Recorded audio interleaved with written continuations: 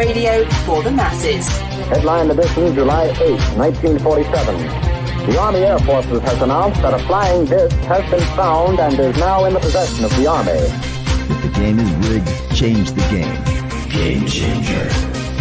I occasionally think how quickly our differences worldwide would vanish if we were facing an alien threat from outside this world.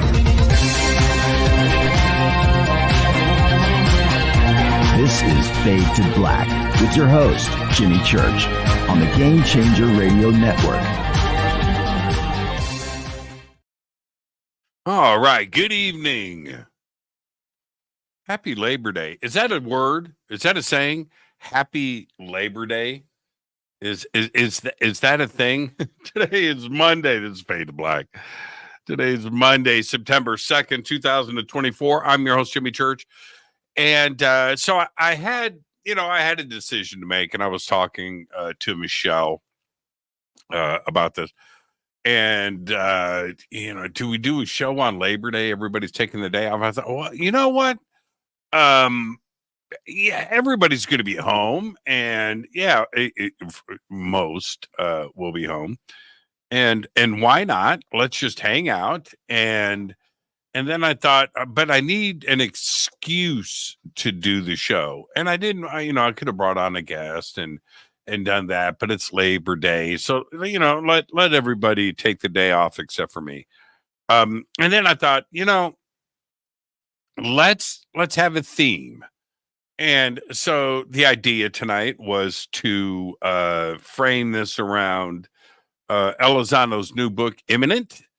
Have you read it?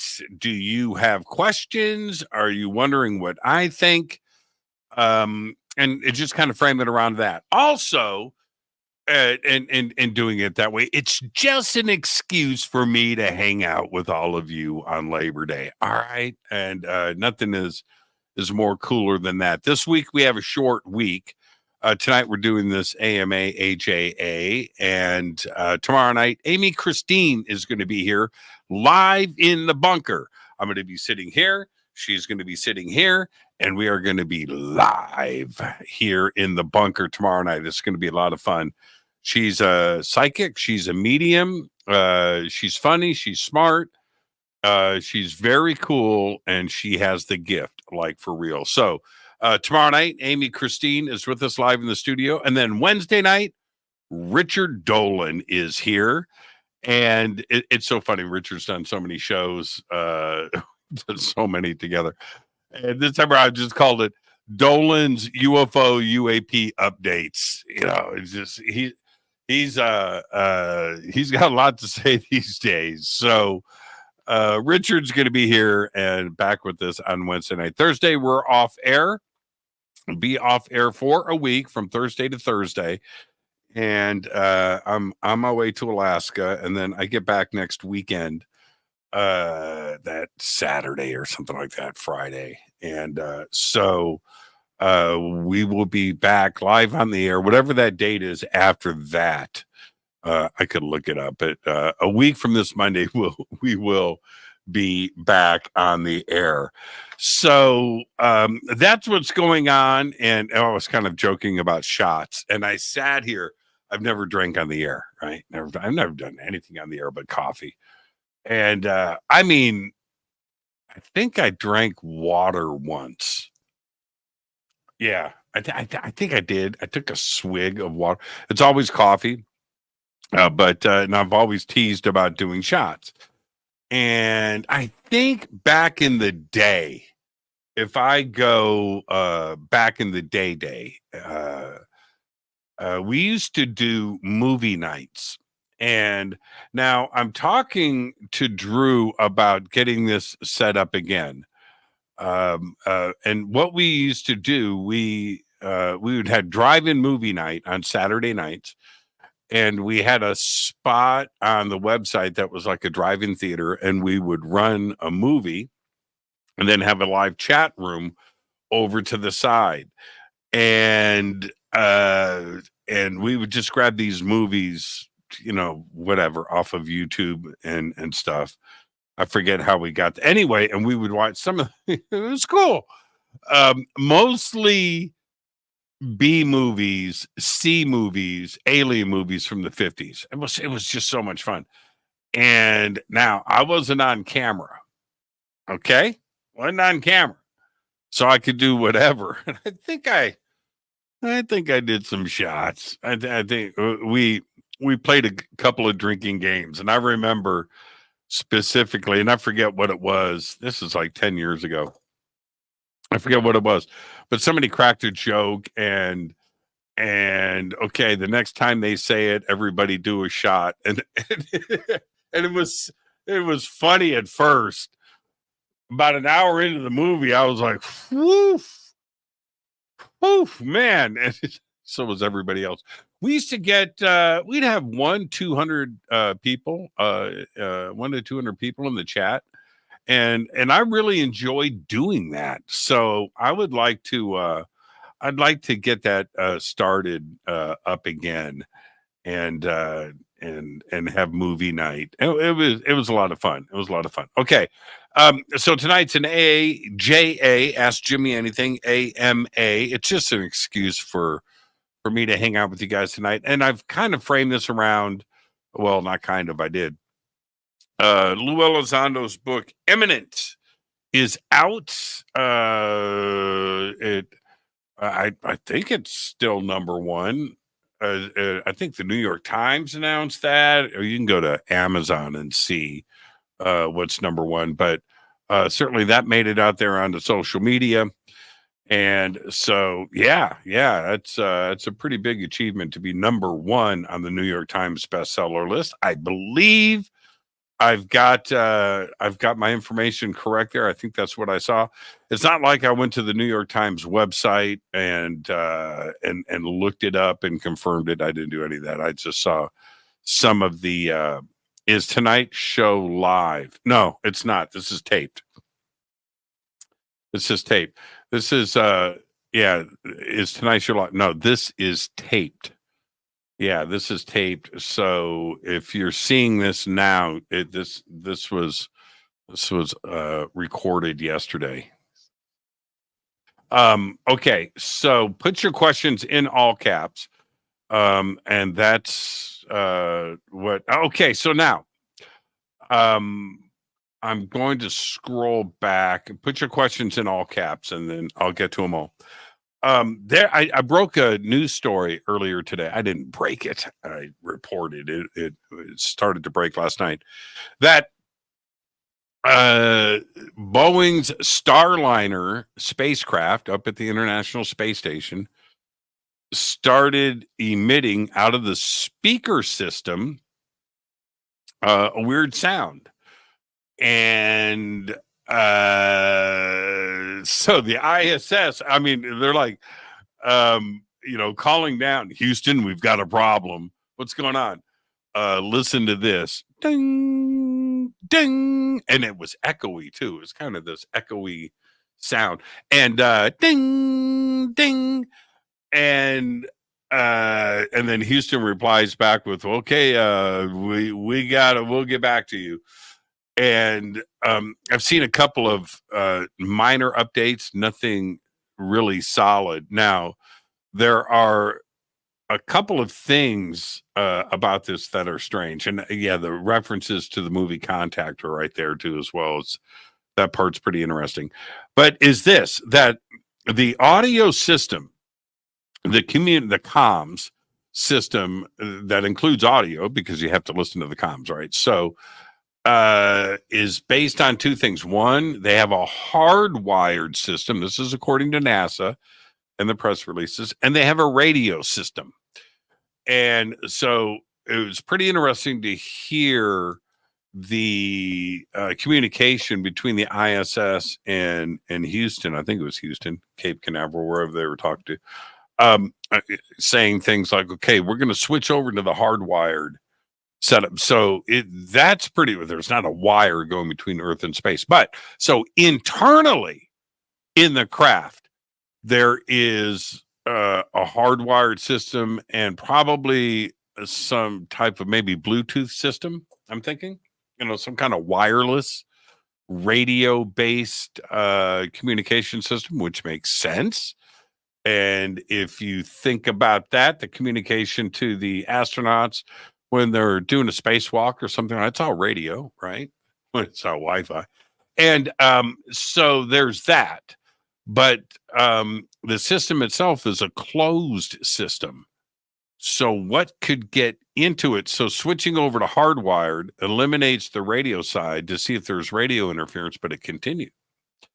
So yeah, I don't know. I do not know. There's a lot of interesting comments out there on social media about this, but the sound of it was an echoey ding, ding, ding. Yeah, it was like had an echo, like a reverb on it, almost like it was underwater. You know, like echoey. It was pretty interesting.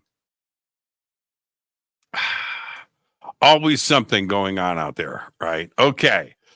Let's get to it. So I want to frame this show tonight. We can do whatever. It's a holiday. It's Labor Day. We can do whatever. I'll answer all of your questions. But what do you think? Have you read Lou Elizondo's book? That's the first thing. If and considering this audience and that this is, you know, on the top of the bestsellers list all the way around, is it listed as fiction or nonfiction? Yeah, it's an interesting question, isn't it? Is it fiction or nonfiction? Okay, we'll come back to that. Have you read the book? And if you have, what do you think about it? And post everything in all caps, and I will get it up. What are your comments? What are your thoughts? Let's just hang out together on this Labor Day and discuss this book. Okay. First question is from Renee. Even though Renee's breaking the rules, Renee always gets in first. She sends me the question via email, and then she'll post the question first, right? Okay, so she wants to make sure she's first in line. That's fine. It's Renee. She's earned it. But she knows the rules. Post in all caps. So, you know, do I read Renee's question because she's Renee and she deserves it, even though she didn't post in all caps? Or do you go to the back of the line? If you're in class, you're in school, and you like break the rules, and you see somebody break the rule, does that mean you can too just go break the rules, right? Or do you lead by example, Renee? Huh? And even in her email where she repeated the question, it's not in all caps in the email either. I can show you. You want to see the email? All right. Let's see. Renee's question that is not in all caps. Kids, do not be a Renee. Post your questions in all caps. Okay, here we go. Renee, if it isn't in Lou's book, it should be. Do we have any evidence that various ET races are either vegetarian or omnivores, as most human, who eat both plants and animals? Okay. That's a great question. That's a great question. And no, it's I don't believe it's addressed in the book, but the question itself is a great one. And I'll tell you why. I'll tell you why it's a great question. What if they are carnivores? Omnivores, right? What if they are? What if they're carnivores? And they don't know the difference between humans and chickens to them. That's a bad day on planet Earth. That's a bad day. I mean, what if they just take a bite out of your ass and go, that is good. That's a bad day. It reminds me of, what is that movie with Pratt, Chris Pratt? Is that his name? Chris? I think that's his name. Tomorrow's War, the time travel movie where like Marines from the future come back to like 2020 and go, we're being attacked by aliens. We need you to go to the future and fight for us. And I think it's Chris Pratt. And they like they get to the future. They're not even trained, right? And somebody says, your dinner. What? They're here to eat humans. And now the look on Pratt's face is one thing. The thought that pops through your mind when they put it to you like that. I mean, they're not there to kill, they're there to eat you. That's messed up. That's messed up. Now, how many, just on planet Earth, let's look at Earth for a second. What is the percentage of vegetarians versus omnivores and carnivores, right? Now, omnivore, okay, let's go with omnivore because omnivore, I eat vegetables and meat, right? I have asparagus with my steak. So I'm an omnivore. I get that. Okay.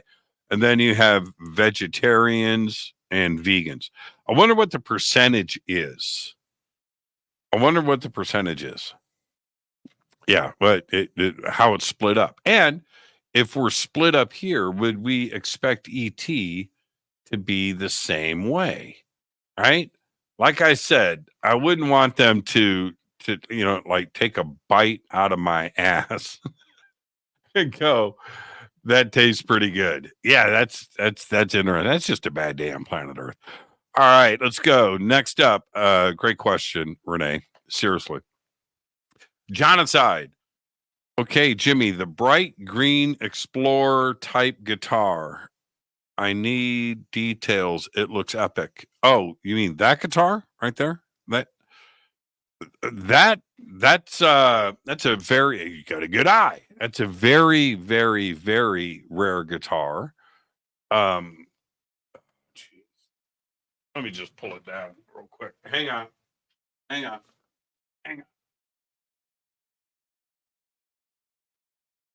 All right. This freaking beautiful, isn't it? I got a lot of comments on this guitar when people come over. I think first off, because it's so friggin' green. This is a Takamine. And Takamine is known for their acoustic guitars. Okay. They build some of the best. And Japanese company. And to have a Japanese Takamine acoustic guitar says a lot. I mean, they're nice guitars. They're not known for these because they never built them. And this is one. You can see right there. This is one. And for 1 year back in 1983, it's hard to believe that is 40 years ago. That's crazy. This is a 40-year-old guitar. They built, they had Jackson build these guitars for them at the Japanese Jackson plant in Japan. And this one is called the GX100. And it's neck through. It's beautiful. It's a Jackson. And as you can see, there's no back cover plate. I got the guitar without that. It's 40 years old. And then it's got a scallop neck, which is absolutely friggin' crazy if you don't know what scalloped is. That's a scalloped fretboard. And so anyway, my friend Pat Wilkins, this is a very rare guitar. They only made 100 of them or something. It's just a hard guitar you can't find them anywhere. So anyway, Pat Wilkins had this at his shop. He goes, "Hey man, I want to show you something pretty cool." And he shows it to me. And it's got no pickups in it. It's all taken apart. It was down to its bare wood. I said, "Takamine, let me see that thing." And I looked at it, and I looked at the construction and the neck, and I just took one look at it. It was bare wood. I said, dude, I want that guitar. So he said, let's build it up. So we did, and I told him I wanted the brightest green you can do. So this is Lamborghini green. It's actual Lamborghini paint. And I put DiMarzio's in it, whatever. I honestly don't remember what DiMarzio's are in here. And then I had the rainbow hardware put on up, all over. So it's kind of green too as well. I did the rainbow pickup rings, green knobs, and Pat painted it and put it together. And there it is. So this is a very rare. Look it up. Takamine scallop neck 1983 Explorer. And it plays and sounds as good as it looks. But that's a good eye there, Genocide. That's a good eye. I have so many people come over. James Fox came over to the house. And with his film crew, we're shooting some stuff for his next film. And one of them's a guitar player. And he's walking through my house, and I hear him. This is like in the living room or something. I hear him go, what is attacking me? Solid. What? And I go, I think he's already got the guitar off the wall playing it. And he goes, this is the craziest. I said, it is. It's like the craziest guitar ever. So that's it, Genocide. That's a very rare guitar. That is a great question. Thank you for that. Okay, next question. Everybody, post your questions in all caps. Tonight, I want to talk about Lou Elizondo's book. It is out. It's #1. It is called Imminent. Have you read it? Do you have questions? Okay. This is from Nemo's Odyssey. Lou said, green orbs. How many different colors do you know of? Now, okay, so there is a lot of discussion about this right now going on. What did Lou see? And the only orb that I've ever seen was gray. It was like gray, silver gray, like aluminum. So that's my experience. But yes, orange orbs, red orbs, green orbs, white orbs. We hear about this a lot, and not only in the UFO community, but we just throughout folklore and history and indigenous cultures. This goes back a long ways. And look at something like the Brown Mountain Lights, the Murpha Lights. But the question that I have is, with Lou, here is a guy. I'm just putting this out there. Here is a guy that's, in the intelligence community, and I'm sure he's got all of the crazy hardware at his house. I'm sure he's got some leftover military gear, and I do, and recording equipment and night vision and cameras. If this phenomena, if it only happened once, it just comes and goes. Okay, that's one thing. You don't have, but if it's a repeating phenomena, did you capture any of this on video and or images? That's the question that I have, and my instant answer is probably not. Otherwise, it'd be in his book. So it's right now. It's just a story like I've got or anybody else. Okay, but pretty interesting to go into that direction in the book. Yeah. Yeah. And there's a lot of reasons to say that, because, everybody is going to get what they want from the book. So, include a little bit of everything. Don't leave anybody out. Make it the colors of Benetton. Get the orbs in there. Yeah, but and maybe he did. If he did, wouldn't it have been in the book? but maybe he made a conscious decision, if he did take images, to choose not to put them in the book. And I can understand that too as well. But yeah, hear a lot about orange orbs. You hear that a lot. Blue, of course, green, of course, white, yes. I take that back. I've seen white. I've seen silver, but I did see that white. Now, and what constitutes an orb? What constitutes an orb? Something entering, floating in front of you and coming up and just, right? Is that an orb?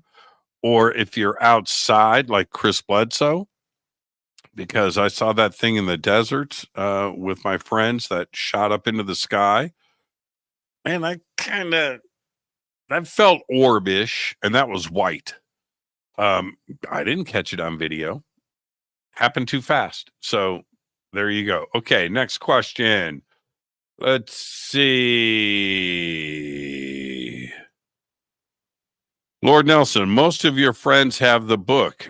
Okay. Will you buy it? No, I won't. What's the beef about? What's the beef? Why won't I buy it? I buy books all the time. I buy books, but I buy books that are historical books. That's what I buy. And I buy them all the time. Books that are new from authors, I get 1 to 2 per day. All the publishers mail them to me. I have got stacks and stacks and stacks and stacks, and I have hundreds and hundreds and hundreds and hundreds of books, and I get them every day. And so publishers know that, and they send them to me. So, but I'm not interested. I'm just not. If they want me to read the book and they want me to check it out, and they want me to comment on it, they all have my address. Maybe it's still in the mail, but if it arrives, but that's the case with anything like this. I buy historical books. Like I just got Soul Science. I ordered that live on the air the other day, but that book was printed in 1894. But that's a historical book, and I get historical books all the time, constantly. Publishers, there's no reason for me. I have got if I showed you, I should photograph the amount of books that I have got. Boxes and boxes, and the ones that have just come in the mail. But yeah, and then also friends of mine that just released a book, they'll always sign a copy and send it to me. So I stay on top of everything, but publishers know. I get email notifications every day, and from the different publishers, this has been sent. Here's the tracking number, and I know what's coming in, and it's every day. Every day I get a book or two, every single day. So there you go. Okay. All right. Let's see what's next. Okay. This is from Android Paranormal. This is a long question. Let me see. Okay. Despite having no major breaking info in Lou's book, do you think his book reaching #1 New York Times bestseller and Lou being on CNN and other big news networks will help push disclosure further? Of course. Absolutely. No question about it. There's no question about it. The book could have blank pages in it, but as long as there's a UFO on the cover and it goes to #1 and people are talking about it, there you go. So yeah, it's a big deal. So think about the people that buy books, read books, those intellectual types, running around Manhattan, and they get the newspaper for the New York Times crossword and the New York Times bestseller list, right? And they go down the list and they see, oh, #1, I'm going to go buy this book. They don't have to know if it's #1. They don't have to know what the subject matter is. It's just if everybody's reading it, they want to read it too. And that's a good thing. I mean, that is a good thing. I bought books because of that in my life. Yeah, what's this all about? Number one. Oh, really? Okay. Yeah. So, yeah. I think it will absolutely get the discussion going further than it already has, for sure. For sure. And there's no question that is a good thing. So, yeah.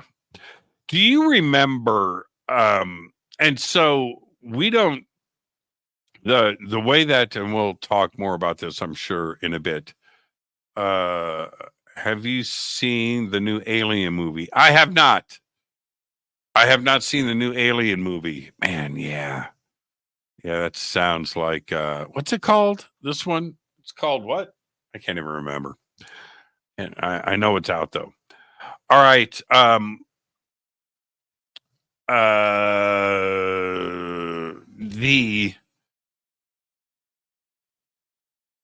Do you remember TTSA starts? DeLong does the live press conference, right? Mellon's there, Elizondo's there. I think that was the day after Elizondo resigned, I think, if I have it right. And TTSA is formed, the website goes up. They did the famous picture of that craft that turned out to be the number one Mylar birthday balloon. You remember that? And Chris Mellon's up there. What is this technology? We need to get to the... Okay, so you remember that press conference? Okay, so everything comes out. And I was excited. Week or two, month goes by, a couple of months go by. I'm talking with DeLong and everybody else that was involved. I had questions about Lou back then, and I was very public about it. This is before I had Lou on the show for the first time. And but I had said, I did this analysis, so, and nobody else really was talking about it. Our community was a bit different back then. We were all talking about TTSA in the videos and stuff, but nobody was really, and DeLong was like the name, right? But nobody was like looking at TTSA and who the employees were. And I did. And I remember I went down and I looked at the backgrounds of everybody at TTSA. And I backed up and I had said, all right, I don't know where this is going. I like that the conversation is out there. I like that this is so public. And I like the New York Times and I like what's going on here. But too many CIA military defense on this staff. And I had said then, I said, if Fade to Black, if my team at Fade to Black, and top to bottom was entirely staffed by CIA or military industrial complex agents, what kind of flack? Who would come after me? You know what? Everybody. And this is a show that deals with UFOs, aliens, contact, everything else. But it's always been my primary focus besides really cool green guitars. And how come TTSA gets a pass card here? Right? It didn't make any sense. So I had said then, I am not any different. Jimmy, get Tom DeLong on the show. Well, wait a minute. If I had a CIA staff, a staff of national security agents of my staff, and then I have Tom. What does that say? What does that say about? Well, I would have a lot of explaining to do in defending. Well, just think about that. But I looked at that and I mentioned it. And I said, now, I don't know where this is going. Let's take a look at this in 2 years. Maybe I'm just seeing all of this wrong. All right, so let's wait 2 years.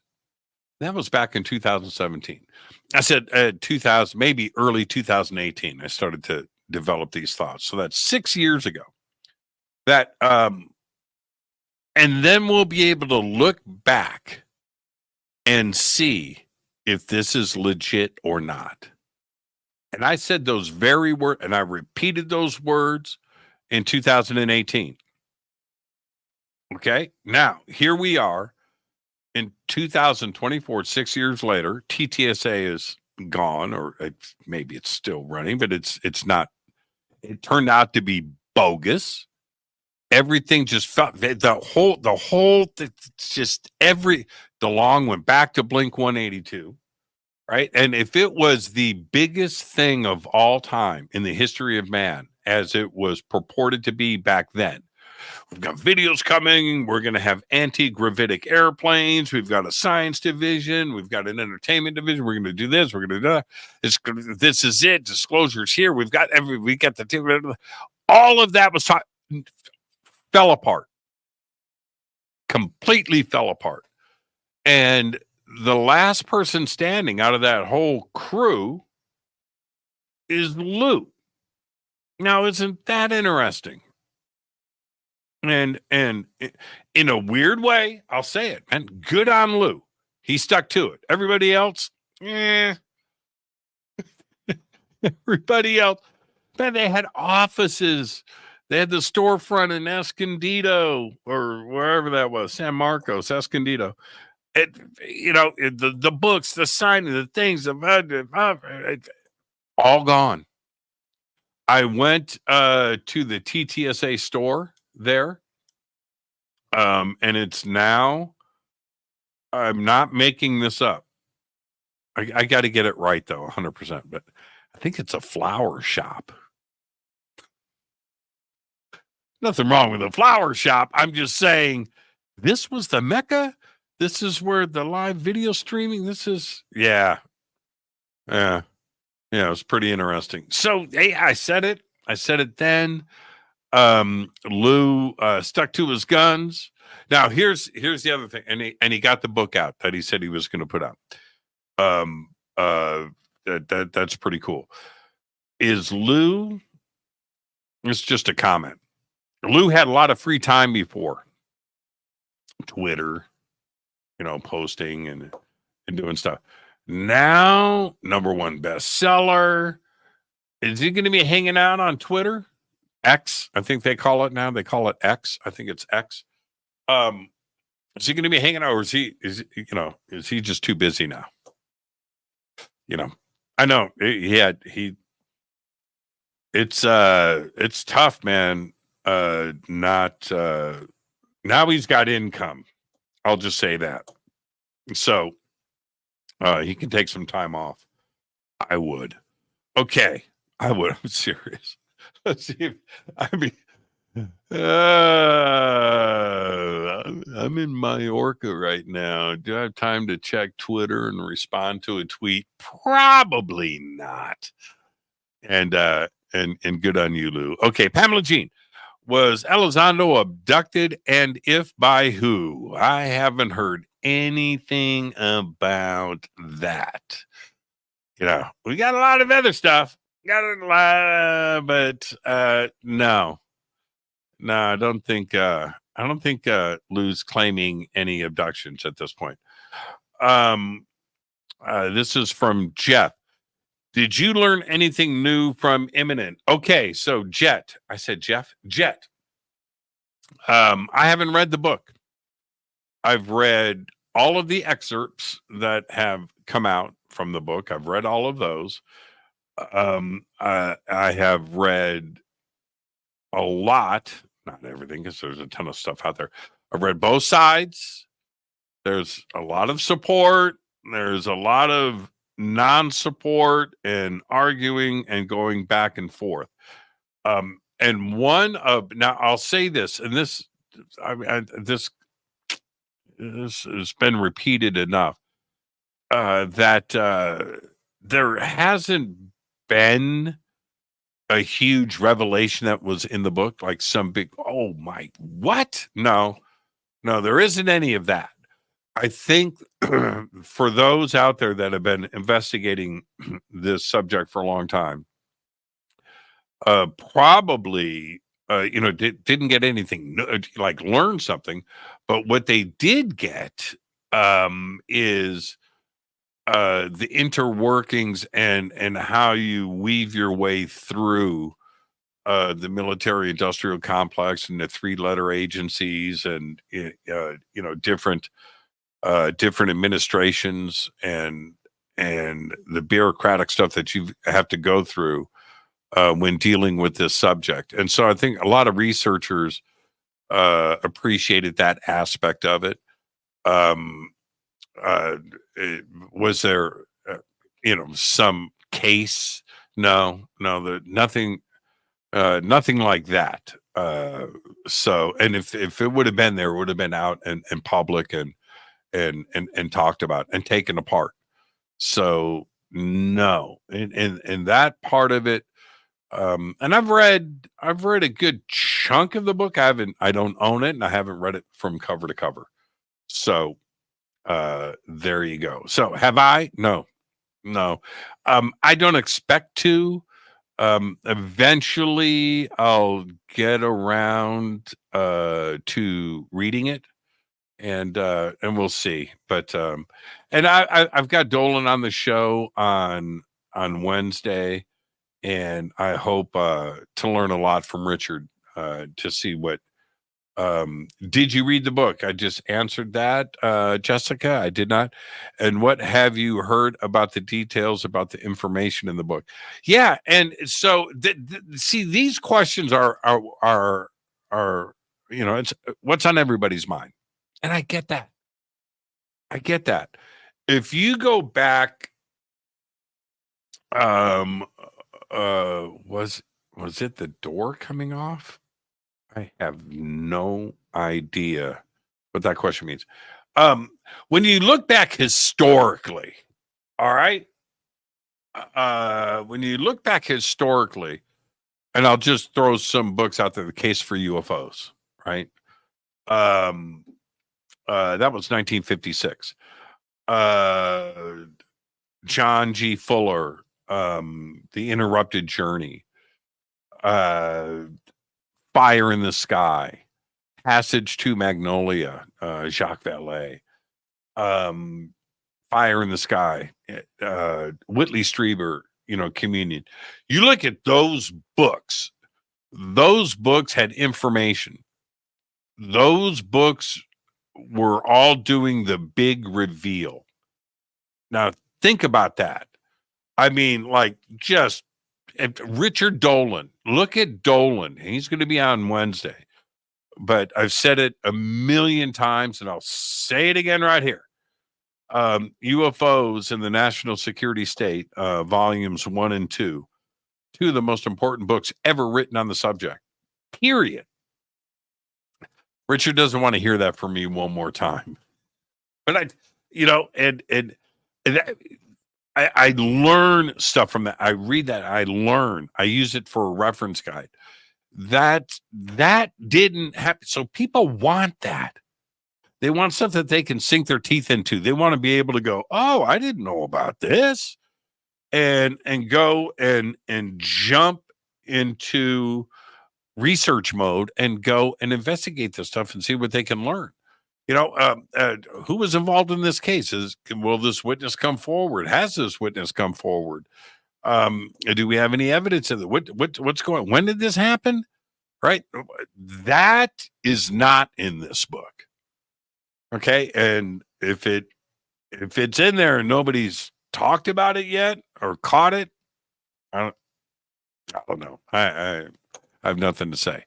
But that's when you look at, Jacques Vallée, when he's presenting these ideas of maybe we don't understand necessarily what's going on, and this could be interdimensional, this is something else, and does it involve consciousness, and that right there, that you can jump into that subject. Betty and Barney Hill. We've got dates, locations, things that all stuff. Travis Walton, witnesses, his logging crew, dates, times, location. You've got something there of substance. Richard Dolan's books, which are this thick, are full every single page. Top Secret, man, that book UFO Top Secret.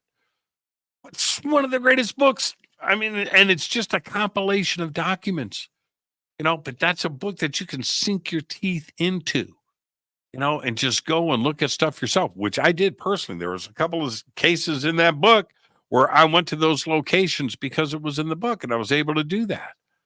So, yeah. So I'll leave that there. Okay. Let's see. Thank you for that. Jessica, you are the very best. Was it the door coming off? I have no idea. Which type of aliens abducted Elizondo? I don't think Elizondo. Let's see. What do you think about they have been here all along argument? Thought that was a nice change. I thought that was a nice change. I think everybody has kind of come to that conclusion. The Earth is old, kind of old. Well, not in the big, the universe is 13.8 billion years old, and when you look at white and red dwarf stars, and the possibility, the idea, the probability that they will exist for trillions of years. So if that's the case, Earth being 3.5 billion years old, 4.5 billion years old, it's just a blip on the radar. But at the galaxy, which again, these are just published ideas, 13.8 billion years old. So, and we are just now achieving the levels of technology where we can now find exoplanets. Okay. And we're starting to get pretty far out there. And the James Webb Space Telescope is amazing. And Hubble was already amazing, but what the James Webb is bringing back to us is just astounding. But that's it. So when you consider how far we have left the planet as human beings on the official level, we've been to the moon. The moon. The universe is 95 billion light years across. Okay, think about that. 95 billion light years across. We've only been to the moon, which is like, I don't know. How many seconds is it to the moon, the speed of light? 2, right? 1.5 seconds. So where have we gone? We have gone to the equivalent of like outside to open up the mailbox. That's how far we've left this planet. If aliens are visiting here, it's a whole different. And they have to have the knowledge of planet Earth for a very long time, because that's what we're doing. We're out there looking for other Earths. So intelligent civilizations out there like us or more advanced are doing the very same thing. And 50 years from now, we are fully interstellar, guaranteed. Fully, like really like interstellar. Like sign me up, put me on a ship, let's go. I'm going interstellar. We're going to be that. And ET knows about Earth and has known about Earth for a very, very, very long time. And that's it. That's it. There isn't another way to look at it. I'll argue Neil deGrasse Tyson into the ground on this, and he'll lose. He can't win that argument. He can't. You cannot prove to me that there's no life out there. You cannot prove to me that ET has not been here. You can't prove that. On the flip side, we've got millions of people that have seen things. Okay? If it was the opposite, if nobody on Earth ever saw anything strange in the sky that they couldn't explain, different conversation. Different, but that's not the case. All right. Let's see who's next. It's listed as nonfiction. Is it really? Really? How do you get away with that? How do you get away? Is it really? It's listed as nonfiction. Okay. Well, okay. All right. So what about An Interrupted Journey? Is that nonfiction? Is Fire in the Sky nonfiction? Is Communion nonfiction? I'm just saying, I am going on the record. Are those nonfiction? Or are those considered fiction? The Andreessen Affair, right? Fiction or nonfiction? Somebody post that. Get me those answers. I've got other questions I've got to get to, but is it really? Listen, how do you get away with that? That's interesting. Okay, Jimmy. Can we? This is from Nick Manser. Nick Manser, Private Eye. And who are you? I'm Nick Manser, Private Eye. Man, I just watched Sinatra in Palm Springs. If you haven't seen that documentary yet, go. Sinatra in Palm Springs. Okay, anyway, Nick Manser, Private Eye. Jimmy, can we trust Lou as a government intel guy? Nick, you're a government intel guy. What do you think? Can we trust Lou as a government intel guy? Okay, on the surface, no, of course not. That's on the surface. Of course not. Dude. No. You know when you trust law enforcement or an intelligence agent or anything like that, somebody breaks into your house and you call them, they come over and they shoot and chase somebody away. All right, that's trust. That's cool. All right. I got all the trust in law enforcement and secret agents out there doing their things around the world when that's the case. Totally. But on the other side, it is their job to lie to you. That's their job.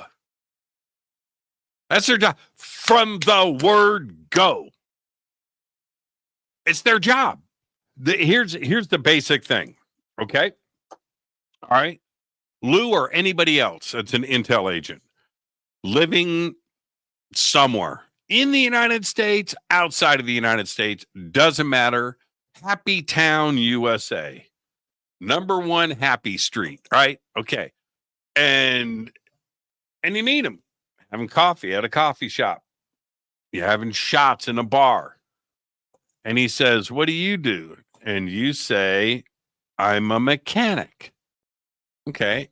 And I ask him, "And what do you do?" "Oh, I'm a mechanic too." He's just lied. It's from the word go. Everything, anything is a lie. It's their job.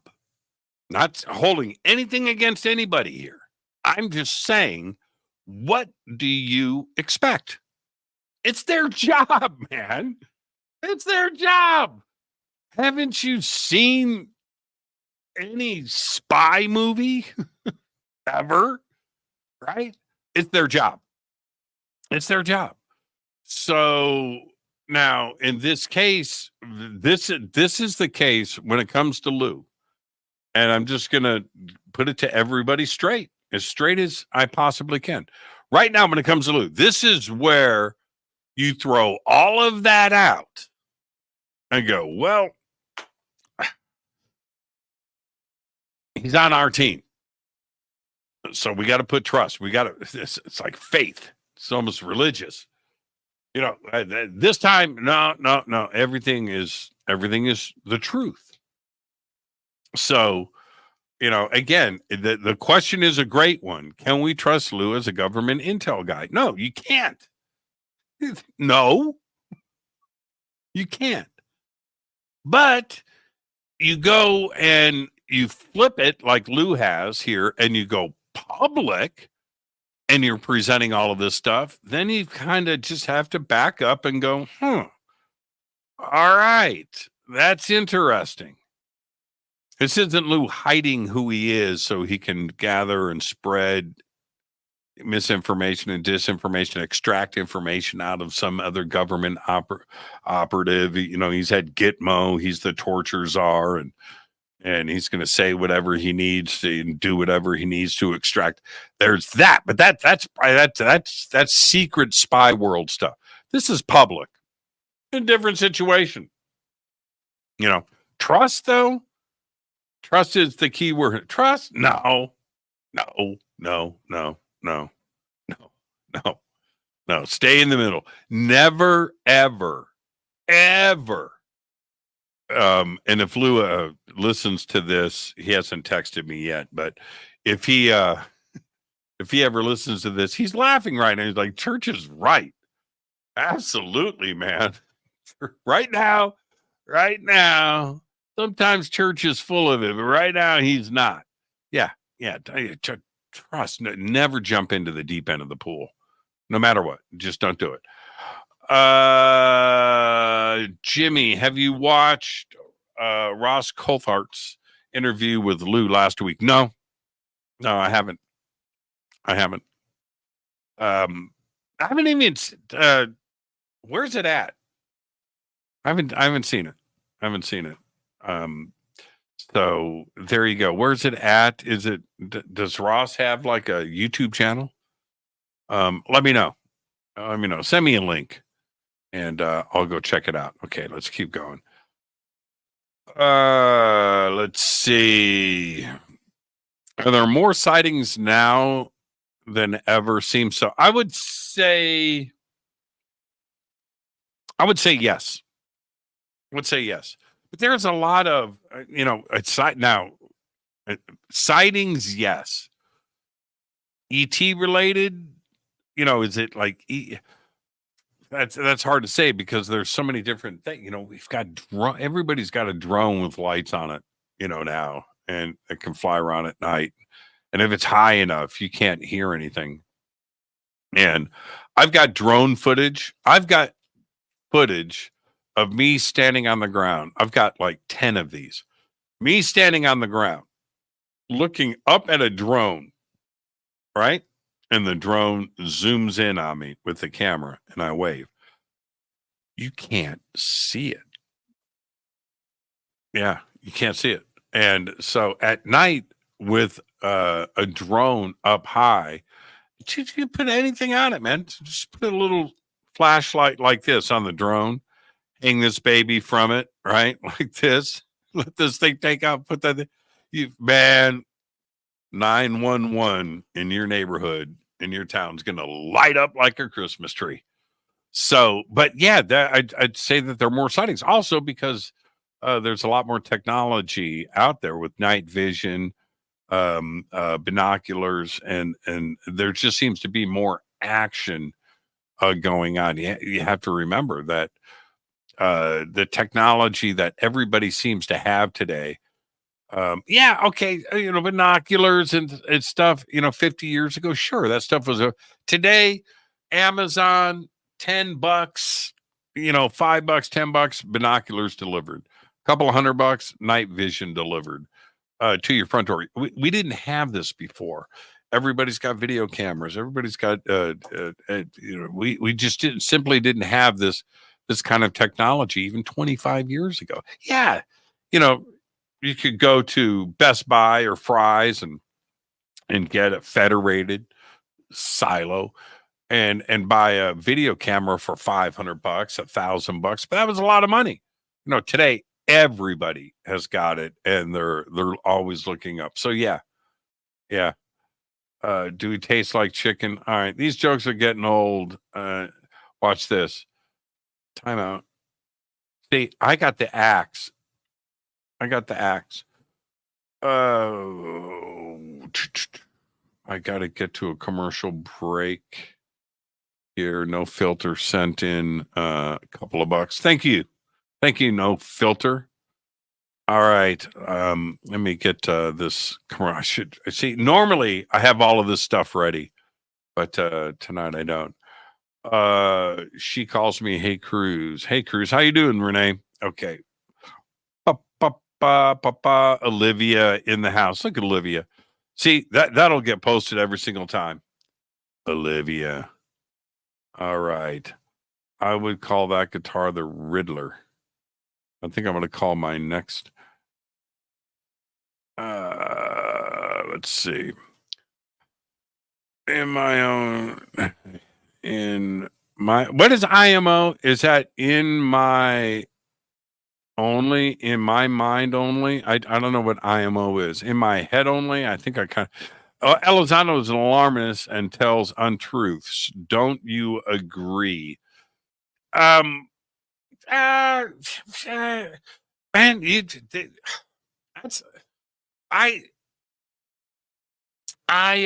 had Lou on the show a lot. I've talked to Lou so much on the phone and text, and he was in my movie, The Observers, and stuff. And look, I'm not telling anybody anything that you don't know. All right, discernment with anything, with anybody.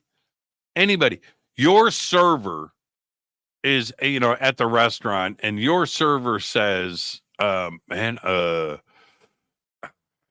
chicken or the steak or the salmon, and I mean, it's probably the best salmon I've ever had.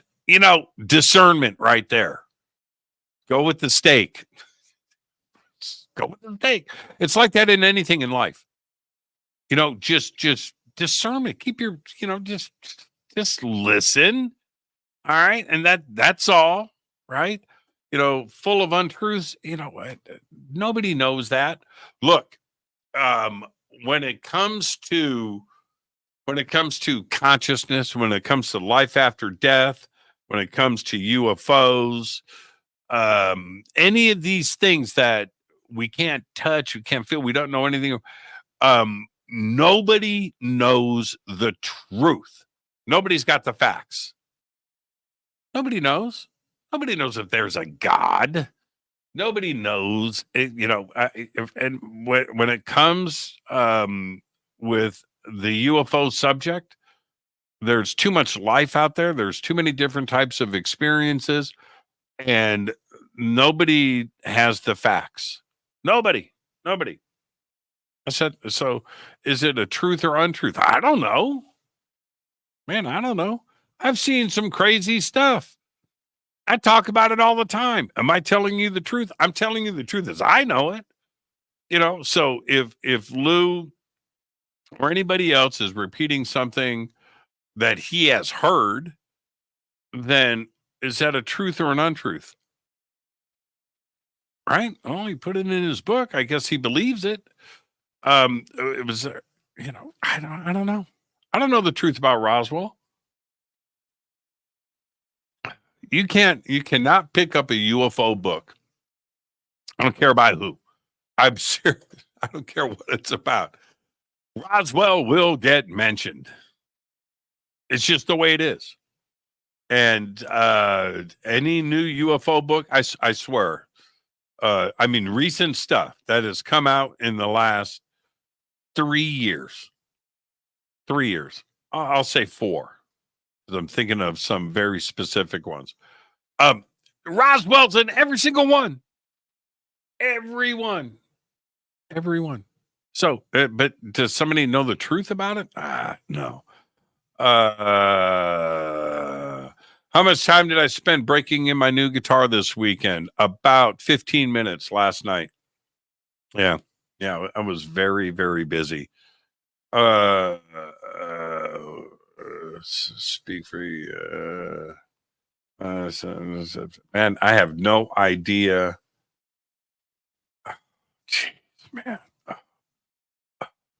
Listen, I'm just gonna tell I'm gonna tell you moderators, man, keep your foot on the gas, man. Don't let any of that stuff sneak through. How was Lou able to get on CNN and CBS and other mainstream media when Grush could not? He's got a good agent, and I think that Grush chose. I mean, it's Lou's. It's Lou's ambition, and always has been, to do as much media as possible. That's it. He enjoys it. How many times was he on Fox and Tucker Carlson? I mean, it was once a week. Yeah. And I don't know how many times he was on this show with me, how many times, different media outlets. And so I have no idea. But Lou likes it and he's okay with it. And he's got an agent right now that is making sure that he is on as much media as possible to sell as many books as possible. And there is nothing, read my lips, look at me right here. There is nothing wrong with that. It's what you're supposed to do. You go on a media tour, book comes out, and if you've got the support from your publisher and you've got a good agent, you go out, you do all the Today shows in all the cities, you go all the way across the country, you do this, you do all the major news outlets. You're going to go and do Joe Rogan. Did he do Rogan yet? Probably. He's probably already done Rogan. And that's what you're going to do. So, yeah. Grush, I don't think wanted that. So that's just my take. I don't think that was. I don't think that's. You can tell Grush has got a different demeanor about him. Let's see. Karen Brunn, whose talent do you prefer, Steve Lukather or Eric Clapton? Steve Lukather. There, I said it. I know it's heresy. It's blasphemous. It is. I was never an Eric Clapton guy. Steve Lukather. Yeah, Steve is amazing, man. He could play anything. Jimmy, do you think that there will be hearings again either this month or before the end of the year? I do. And is this election year, or do you think it won't? Until the new year. Well, according to all the signs coming off of Capitol Hill, they wanted the new hearings to be on the calendar in September. The elections are in November. So, and they said this fall, right? And they were shooting for September. I don't think that there's going to be a huge announcement in front of this. It is going to be out front and announced like the day before. It's just one of those things. I don't think that they want out. Jimmy, what stuck out the most about his book, and what did you disagree about? Look, what stuck out the most is for me, and I haven't read it. I'm just talking about the analysis that is out there, and I depend on people for that analysis. Is that there wasn't anything groundbreaking as far as a case or things, something that John Greenwald can go and FOIA, a bunch of research can go and dive into this date and time and look and all of that. No, that wasn't in there.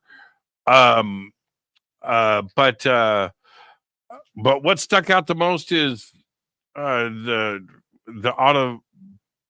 autobiographical side of it. I think that's pretty cool. Yeah, I think that's pretty cool, and I like the way people are talking about it in those terms. What it's like to be on the inside. With that, I'm going to take a quick break. I'll be right back. This is Fade to Black tonight. AMA. It's Labor Day, everybody. I'm hanging out with all of you. I'll be right back after this short break. Stay with us.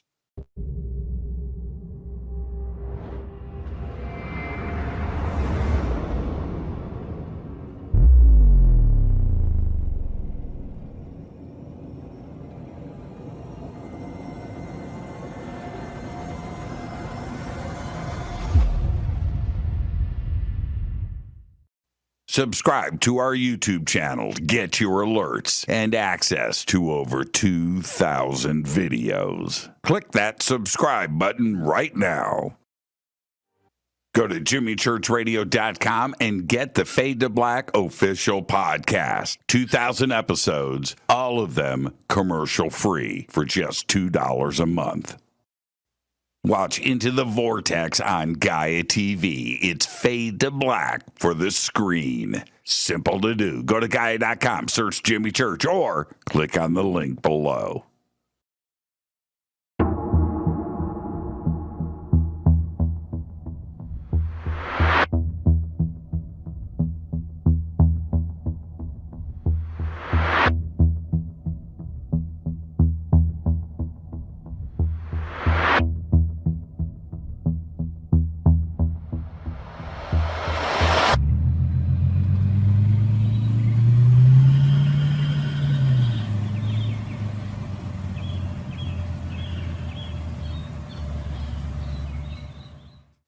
Follow Fade to Black on Twitter at JChurchRadio. Get all of the show updates every single day.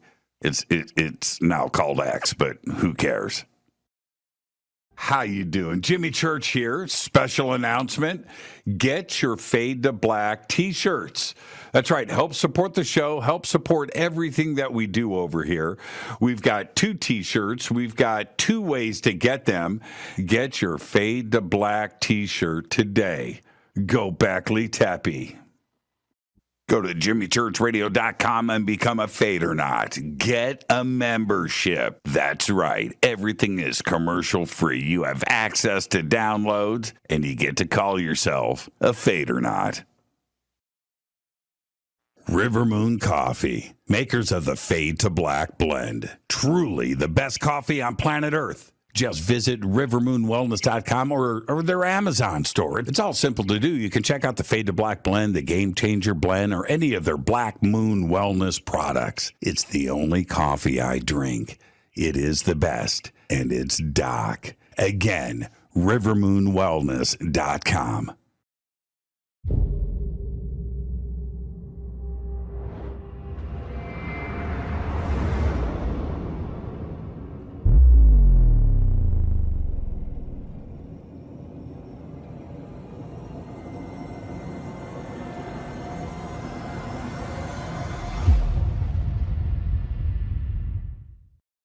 All right. Welcome back, Fade to Black. I am your host, Jimmy Church. Tonight, it's Labor Day.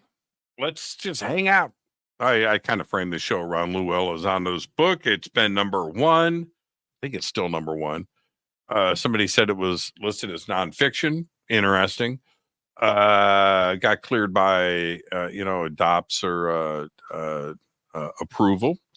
And so there you go. Okay. And there is a DOD disclaimer at the front of the book that I've now read a few times. It's pretty interesting. And that's what, and anything else that you want to talk about tonight. Okay. We're just hanging out. It's Labor Day, and I'm drinking River Moon coffee. Yeah.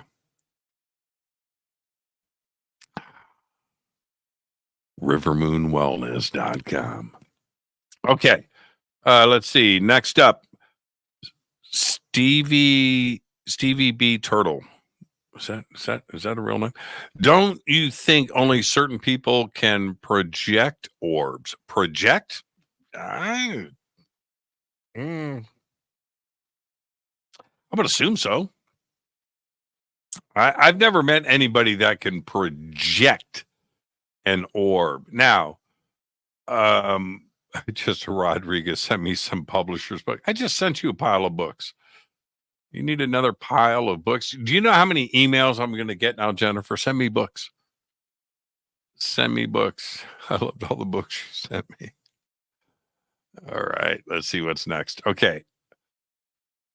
Jimmy, what made you change your mind covering Lou's book? Last AMA, I asked you if you were, and you said no. I think you asked me if I was going to read it, and at that time, I said no.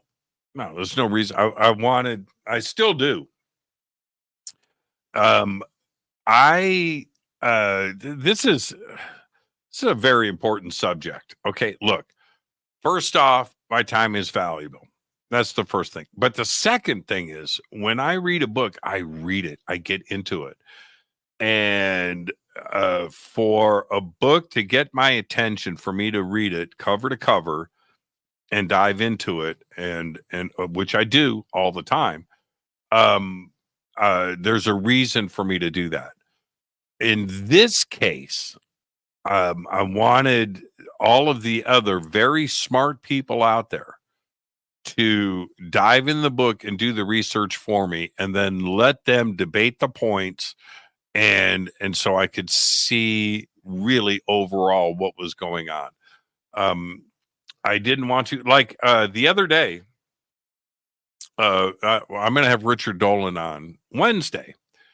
And so Richard's got a video that popped up, or somebody sent me the link, or no, it was it the Fade to Black fan page or something. Anyway, so I see the link, and I clicked on it. It's Richard, right? Okay, so Richard says at the beginning what he said, and I stopped right there, and I don't know his reasons for saying it.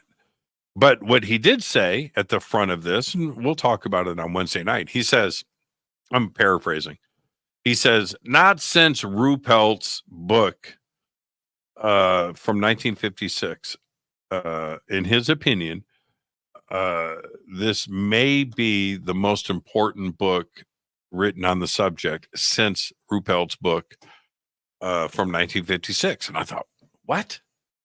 Wow, that's what? Okay. All right. And I stopped the video right there because I'm going to wait for Richard to, because he's setting something up. He's setting something up. And I didn't want to preload our conversation on Wednesday night. So I stopped the video. But that's what Richard said. And so that's what I'm looking for out there. I need everybody else's assessment about what is going on. And, that's it. And that's my take. Now, after I let the smoke clear, let's let some time go by. I've got some other stuff I've got to do. I've got a TV show to shoot. I've got trips coming up. I've got all of these things that have to be done and gotten out of the way over the next couple of months. And so my time in between all of the other stuff that is going on is this show. And so it's just where it's at. So I just thought it would be best. And I've done this a few times where people have asked me my opinions on certain breaking stories. And I said, I'll report the story, but I need everybody else's assessment on what is going on, because I don't have the time to research and just go head first into something. I just don't. So that's the case. That's the case. So I haven't changed my mind. It's just that I wanted the smoke to clear. That's all. Okay. Am I going to buy it? No. I will be gifted that book. Okay. Let's see here. This is Donna from Kentucky. Donna used to call into this show Donna, how you doing? I miss you. Donna from Kentucky. Hey, Jimmy, do you see a bunch of documentaries like the ones about Bob Lazar, about Lou Elizondo in a few decades? Possible. A Hollywood movie about his life. He's got an agent that desperately wants to get that deal done. So yeah, I can assure you that's being shopped. Yeah, absolutely, for sure. So will the deal get done? It's the #1 book now. So maybe we'll see that movie deal get finished. But documentaries like Bob Lazar around Lou in the future, probably. Yeah. I could see that happening. I mean, why not? And if you think about it, just how many, it seems like I've seen every UFO documentary ever made at this point. And I love the old stuff too as well. I think some of the documentaries from the 70s and in the 60s and the 70s and the 80s, they're some of the best, man. I love watching those. Okay, let's see what we got next here. Eminem Matthews. That's 3 M's. Dark journalist was talking about TTSA being full of CIA. Have you ever spoken to him? No, I don't think so. No, it's been a long time. Is he still around? I haven't heard somebody mention dark journalist. Man, it's been a lot of years. So yeah, it's been a minute. Wow. Yeah, I'm just shocked to see that. No, I've never spoken to the dark journalist. So yeah, I don't know. I wish I could have an answer for you. That one kind of took me by surprise. Okay, let's see. Up next, Pat Noble. Jimmy, you need to put your hands under the tanning bed for a few minutes. Just saying. Yeah, you like that? Man, my arms are so, you have no idea. Yeah. Look at that. And if what are you gonna do? Yeah, it's kind of obvious, isn't it? Man, I love riding my bike. I do. Thank you for that, Pat. Tanning. Yeah, I got so many lights here in the studio. I wonder if I could just, yeah, it is. Wow. Oh, it's kind of cool, huh? Look at my fingertips. That's the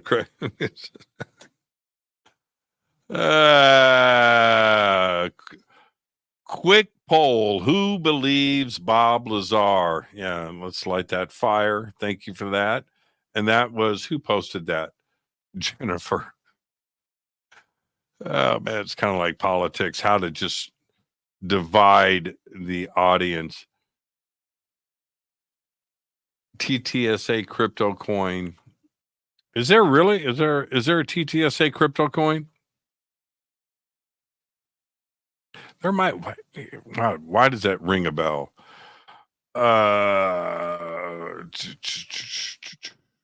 Same set of strings I put on after I made it and stays open, no case.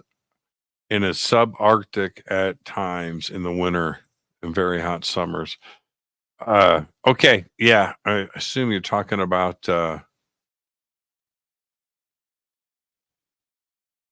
Jimmy. Host Jimmy doesn't seem to read books, but he listens on audio from what he said, I think. Well, okay, that's true and untrue. No, both are true. No, I read a lot. I read a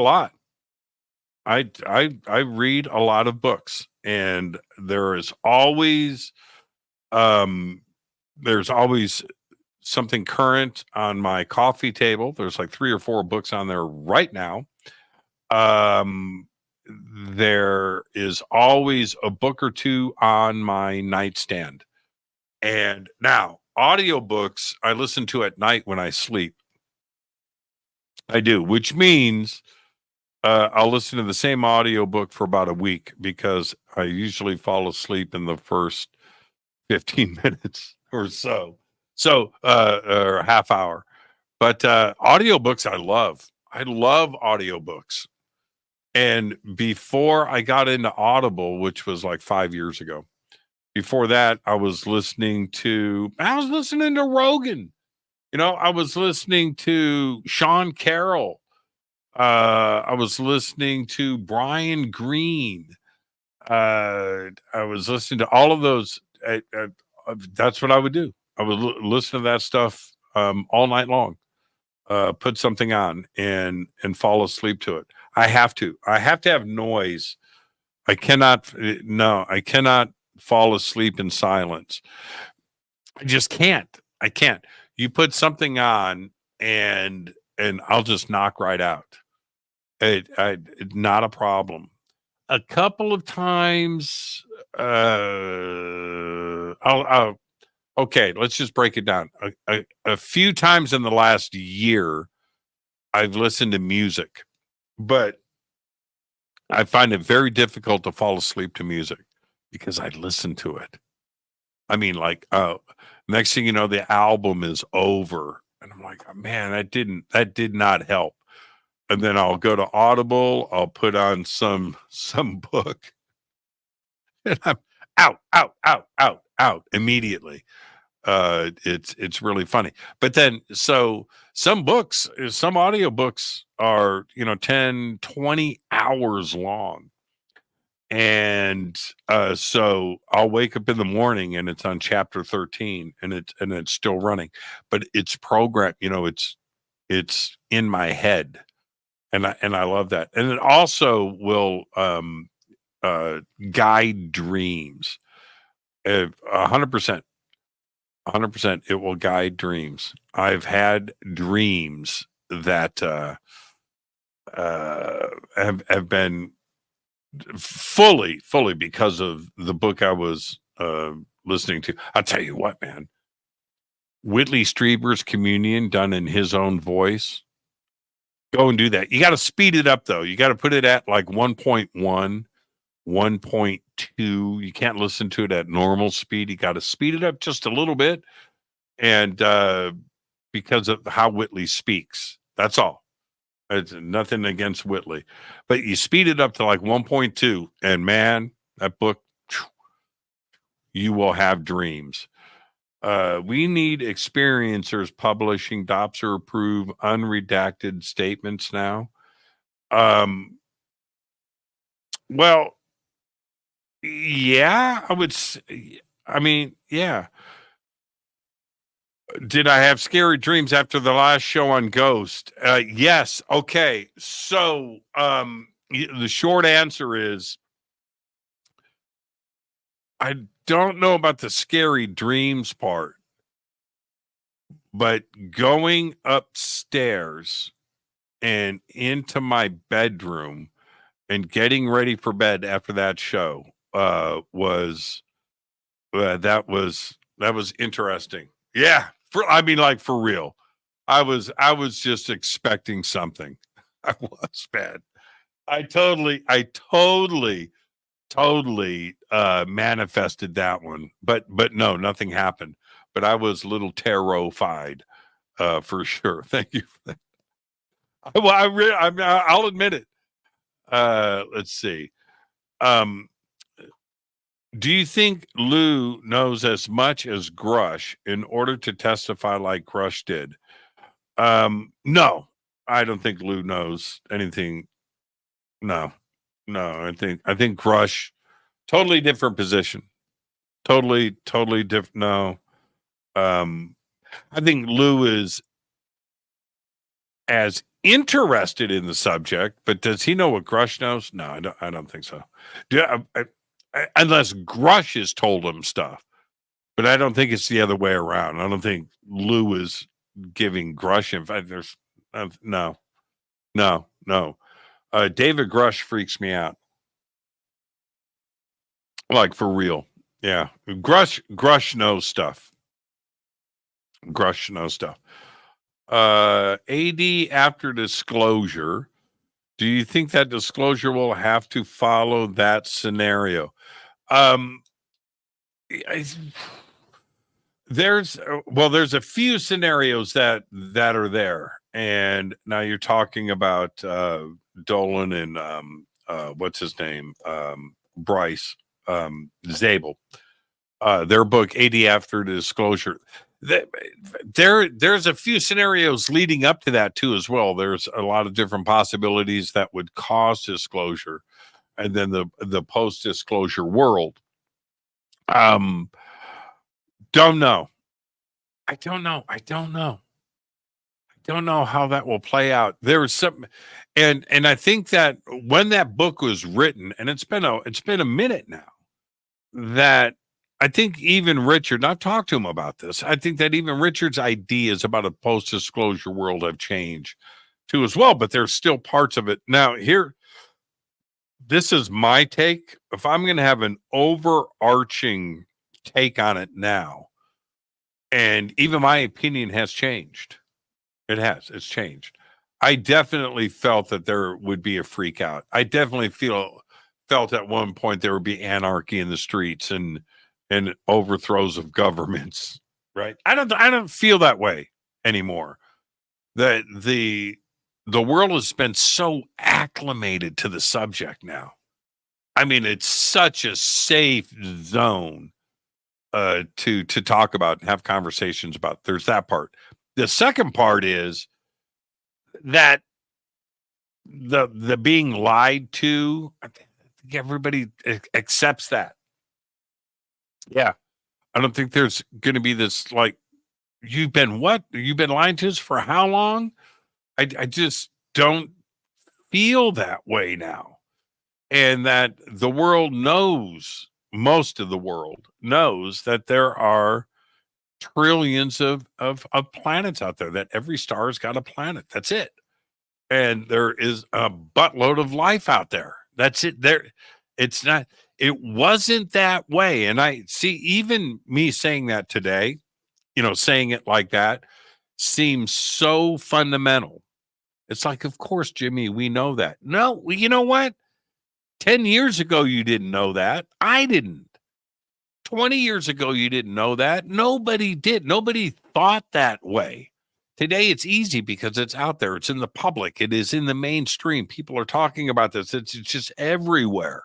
So it's easier to talk about and to understand, and the size of the universe and the possibility of life and everything that we know.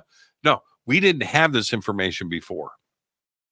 So the post-disclosure world, because of the way that the world understands this subject now, I don't see the anarchy in the streets. And if anything, I would lean towards, well, okay. Yeah, I get it. I think that's more about the reaction. I don't think people are going to freak out. The religious side of it, again, I don't know. I don't feel it like I used to feel about it. With all these, staying on the subject for a second, with all these mega churches, right?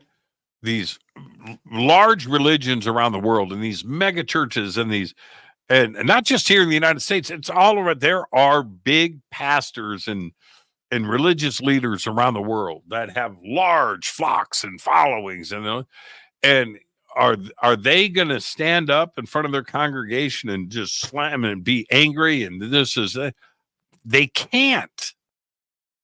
I just don't see it happening that way. 50 years ago, different situation. We had different information in front of us, but I don't see governments falling. I don't see militaries falling. I don't see people freaking out. I don't see anarchy in the streets. I don't see people jumping off of buildings. I don't see the stock market collapsing. I don't think the Vatican's going to burn down. I don't think Islam's going into you. I'll leave it at that. I just don't. My opinion has changed. I think it's going to be a lot more relaxed. Okay, here's the buzzword of the day. Jimmy, do you know anything about the Collins Elite? Lou speaks about. That's one of the buzzwords. The Collins Elite. You always want to have,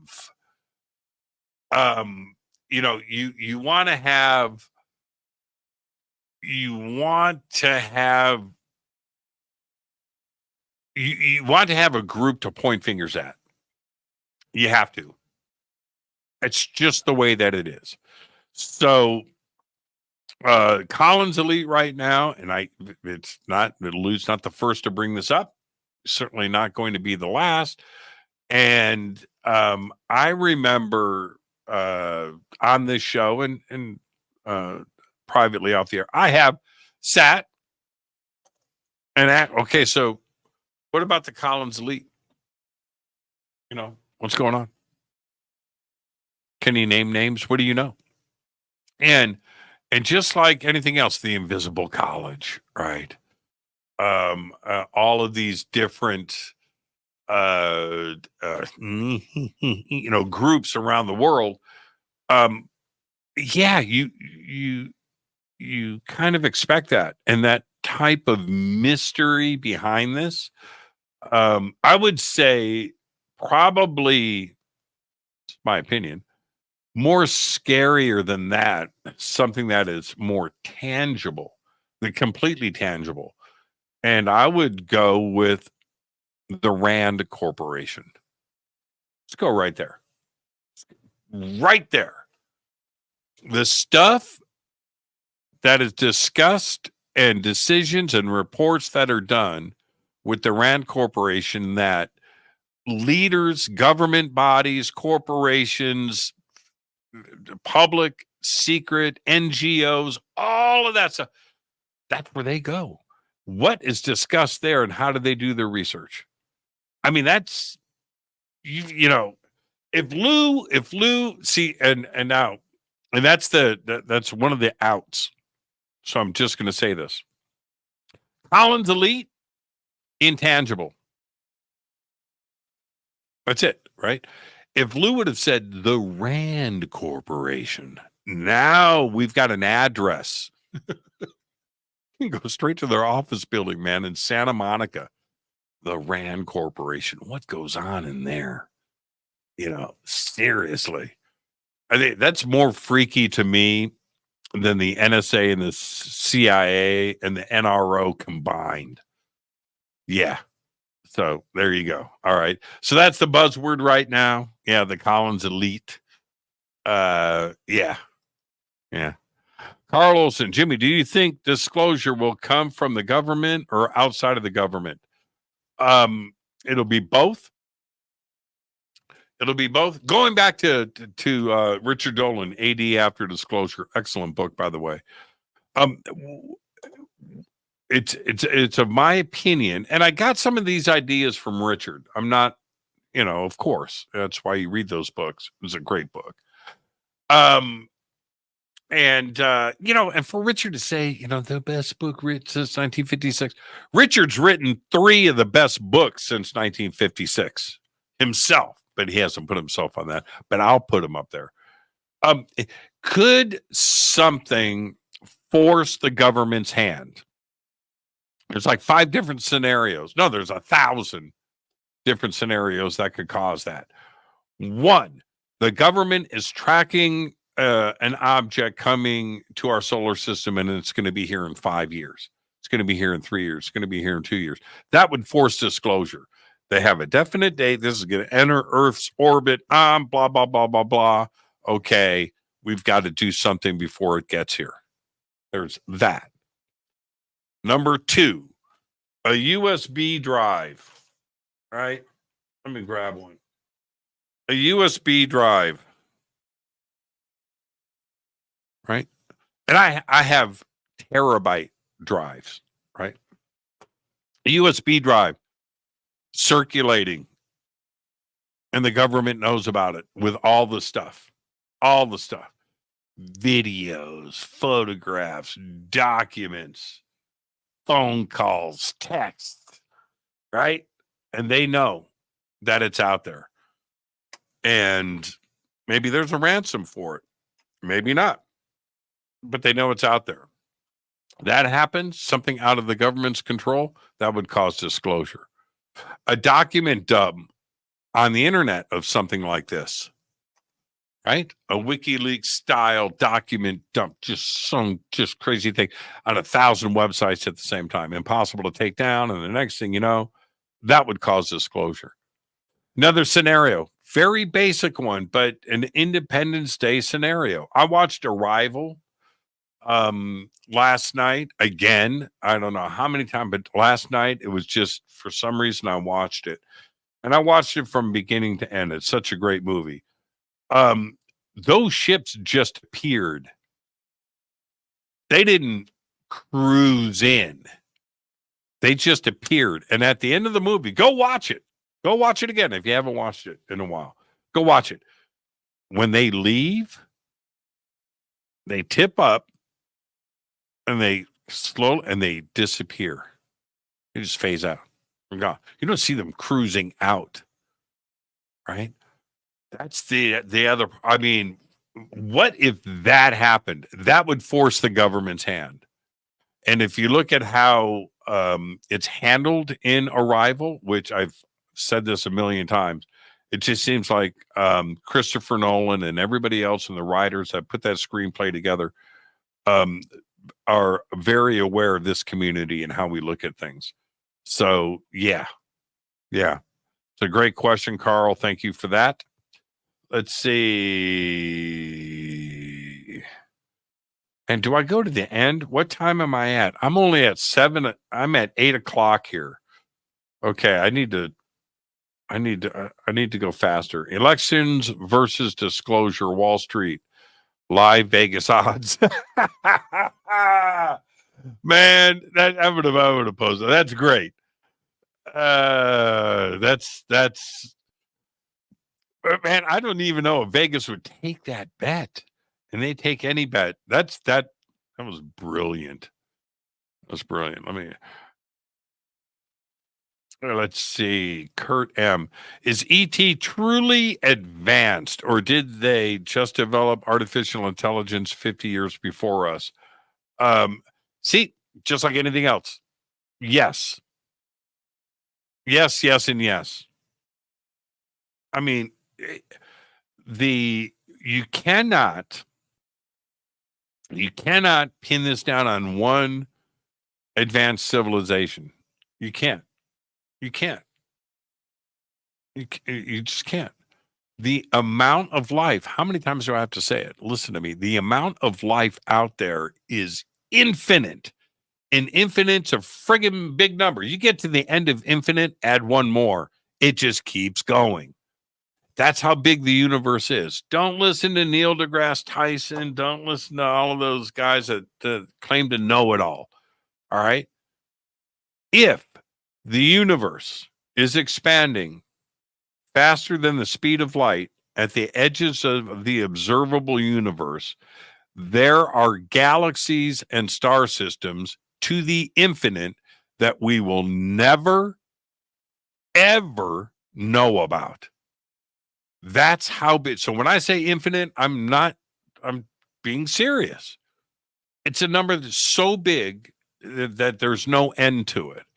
So if you go to the inside of that, where it's still not faster than the speed of light, we're still observing them, right? That part, that's 95 billion light years across. Do you know how big that is? It's ginormous, right? So if that's the case, how much life? I mean, how much life? Developed artificial intelligence 50 years before us? How about all of it? How much life out there is still at the amoeba stage? Well, all of it. We're still like that here. How much of it is bacteria? Well, we have bacteria here, right? How much of it has figured out fire? How much has figured out a gas engine, right? A combustion engine. How much of it has gotten off the planet? Well, we've done all of that. Now, how much of it has gone interstellar? I'm just telling you, it's a huge amount. So to say 50 years before us, man, how about 1 million years? Look how far we have come in the last 100 years. Homo sapiens sapien, 200,000 years old. Since the last ice age, 10,000 years. 10,000 years. Since Jesus, 2,000 years. Cleopatra, right? Jesus, 2,000 years. In 2,000, think about how far we have come. In the last 100 years, how far we have come. I have no idea what AI is going to be doing next year, but look what it's done just in the last year. Think about that. So you can't pinpoint it on one species. You cannot. It's impossible. It's impossible. There's too much life. It's too varied. It's just too varied. Any scenario that you can think of, any scenario, anything you can imagine, any probable, any situation, any idea, the answer is yes. Anything. Well, what about, yeah, that too? Well, Jimmy, but what about that too? Anything you can think about. Jimmy, I wonder how born-again Christians react if they see aliens. God is an alien. That's how they're going to look at it. God created the universe. Why would they be surprised about aliens? Aliens are God's creation, according to Christians. He invented everything, including them. So, I don't expect born again Christians. They've got that all figured out. And born again Christians, Catholics, the Vatican, they've got it all figured out. Protestant, they've got it all figured out. They are all ready to go. Look, I'm being serious. Okay, listen, Ruben, you're here. How you doing, Ruben? He sent me a video. I wonder what this video is. Okay, Ruben, just because it's you, I love this guy. I love this guy more than anything. Hey, Ruben, popped up in my Facebook memories. It was like 2 weeks ago. And it's a picture of Ruben and I somewhere. And the comment that I made was, I just spent 4 hours talking into Ruben's ear. And I thought about, and I remember that post because I was so excited. We just sat down and we just talked all night. It was the best night ever. All right, Ruben, I'll find out what that video is later. If you can, email it to me. Let's see. In my opinion. Oh, that's what IMO stands for? In my opinion. Oh, see, I never knew that. Harleys are real NHI craft. You know what? ET would love to ride on a Harley. Guaranteed. And anybody that goes through an evolutionary process, my hands goes through that, they got to invent a wheel, right? They've got to invent a bicycle, and then the next thing you know, somebody's going to go, man, we got to figure out a way to motorize this thing. I don't want to pedal anymore. And the next thing you know, ET has got V-twins, 100%. 100%. There's a whole fleet of them. Look on the ASA. Yeah, that was a pretty amazing moment. Another thing in the book was a story about implants. Okay, now another thing in the book was a story about implants. What are your thoughts about them? Implants are a strange thing. Implants are about as mysterious as it gets. Okay. But everything in this subject is mysterious. So we talked about orbs earlier. Now, if I'm Lou, put that in the book. Lou says he's had this experience with orbs. Okay. Lou's talked about being a remote viewer in the book. Very interesting. And then, of course, we have implants. Now, you want to... I think that this book, and this is according to others, okay? Now, from what I have read, I would tend to agree with this, that this book isn't necessarily for somebody that has researched this subject a lot. UFO, UAP 101, yeah, if that's what you're looking for. So yeah, so you're going to have what are implants, and let's have some examples of that. Crash retrievals, let's have some examples of that. Orbs, what's going on there? Let's talk about that. So yeah, it's UFO 101, and that's okay. That's completely fine. Implants, man, personally, I've got probably a dozen friends. Some of them have been on this show that say that they have implants. Okay. Have I? No. I only met Roger Lear once, and he died right after that. He passed away right after that. He's one, of course, Daryl Sims, somebody that has researched this subject a lot. Whitley Strieber has researched this subject a lot, and others. I think that there is certainly something to the phenomena, and it needs to be discussed, and people need to talk about it. So why not have it in the book? It's kind of like a catch-all situation.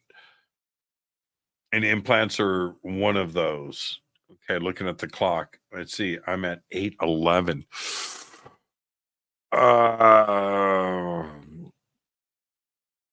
Jimmy, have you done any mods on the Dragon Telecaster? I've only had it for a day. I just got it. It's right there. The Jimmy Page Dragon Telecaster. I have barely got it out of the case. No, I haven't set it up yet. I haven't changed the strings. I haven't done anything. I took it out of the case. It was already in tune. I haven't even tuned it. The action's a tad high, but I'm going to do with this what I do with every guitar that I have. When I first get them, they go on the bench. Frets get polished.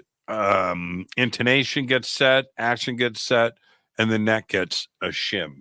So all of that is going to happen. And then the neck is going to get a tilt to it. I tilt the necks because I like that a slight angle. I don't like them completely flat.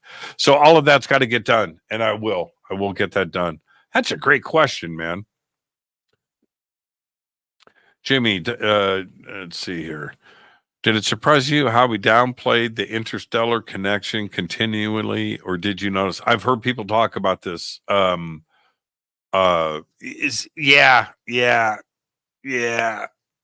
That's a tough one. That's a tough one. I'll argue that.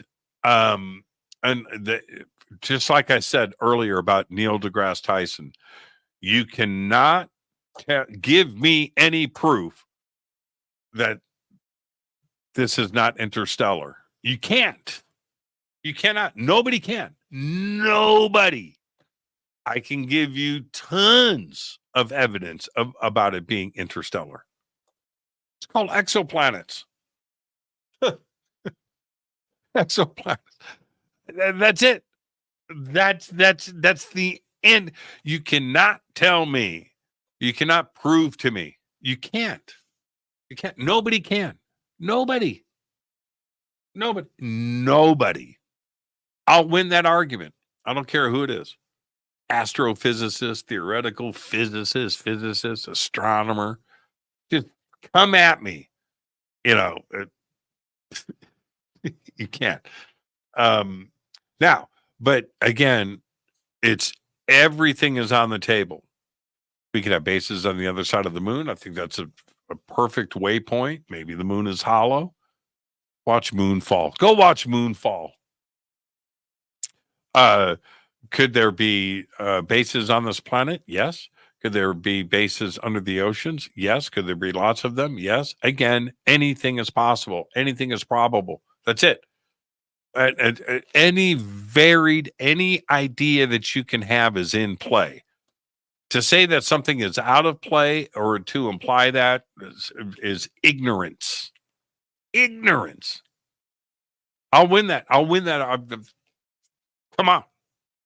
I'll win that debate. I will win that debate. Okay, I'm going to get as many in. Send me guitars, not books.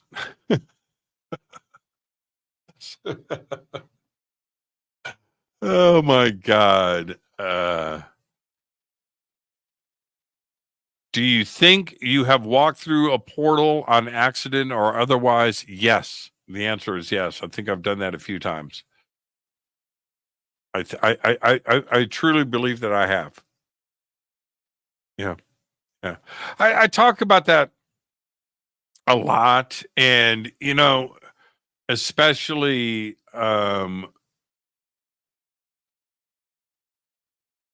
thank you for that, Laban.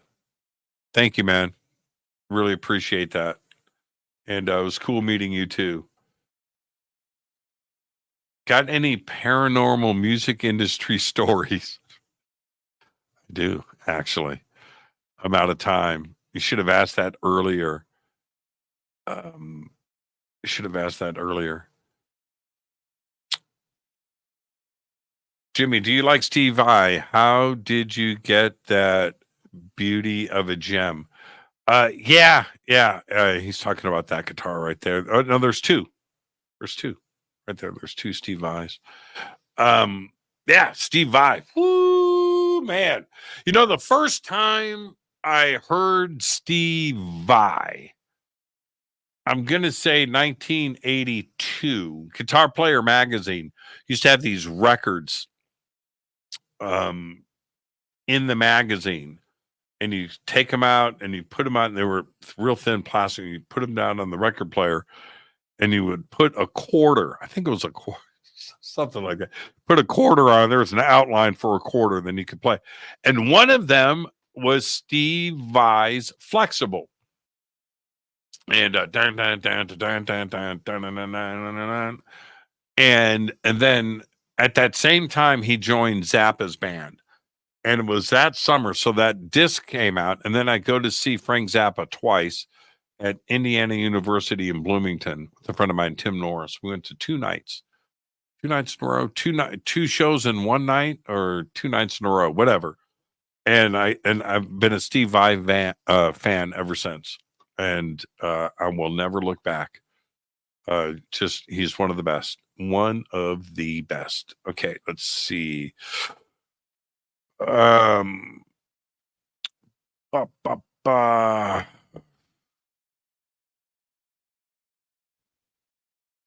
This is worth it. TTSA, more spooks than a haunted house. Dire Wolf. Oh man. Yeah, that's truer words have never been spoken. Let's see. Valiant Loki. It seems to me that the more Lou makes it a threat, the deeper he drives the tech underground, playing into the control group's plans. What do you think? Well, Valiant, here's the deal. Good news, fun news, news that should make you smile. Nobody wants. It's just, at the end of a news broadcast, and here's our feel good news story of the day, right? And that's at the end. That's not what drives the news, and it doesn't matter the news source. It doesn't matter whether it's some news media outlet here in the United States, Canada, Russia, China, any country in Africa, any country in South America. It just doesn't matter. It doesn't. All threat and fear based. That's it. So aliens delivering flowers, right? Does that make? No, that doesn't make the news. Nobody. No. So keeping it as a threat. Okay. Now, to say, here's the thing. To say people have died, that ET has killed people, that people have died because of this, that people have died. Okay, stop right there. Who? I'm not saying somebody hasn't gone up to some craft and gotten radiation and died of cancer. Somebody went up to a craft where some strange electromagnetic thing happens, heart attack, heart palpitations. I'm not saying that. But has E.T. come down and shot somebody? Has E.T. blown up a city? Has E.T. done any of that?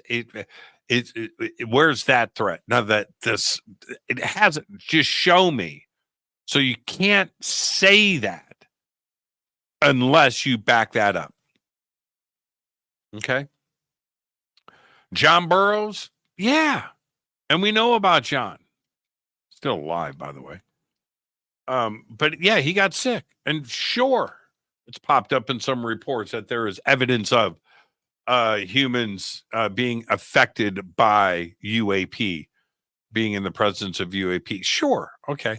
But don't say that. Now, the threat becomes the other part of it. The threat becomes a threat when our military says there's nothing we can do about it.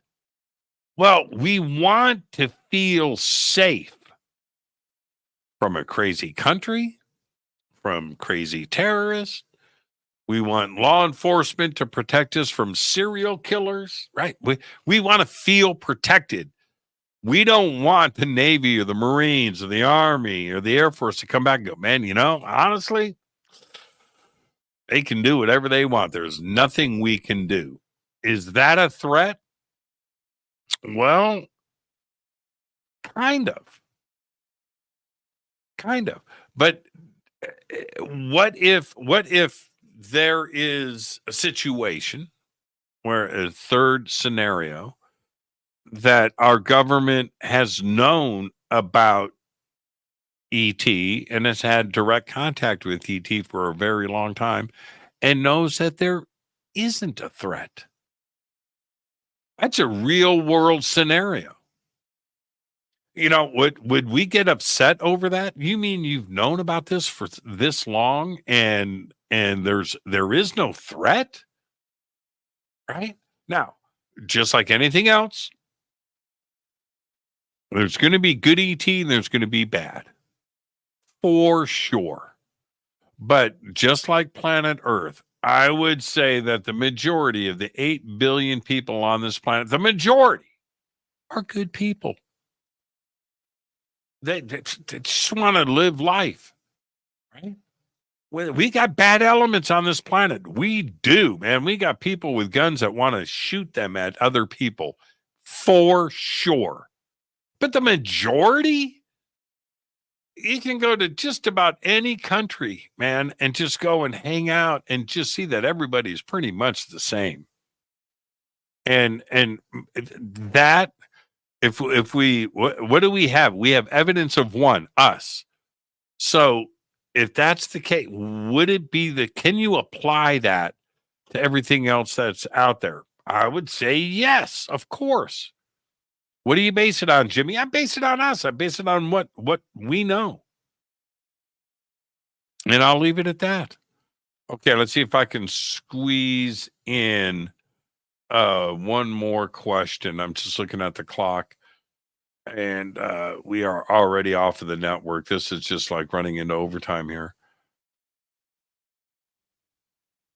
Okay, here, this is, has Putoff ever specified who told him Roswell was a crashed alien spacecraft? Until Hal Putoff comes out and says on camera, so many have made comments about Roswell over the years.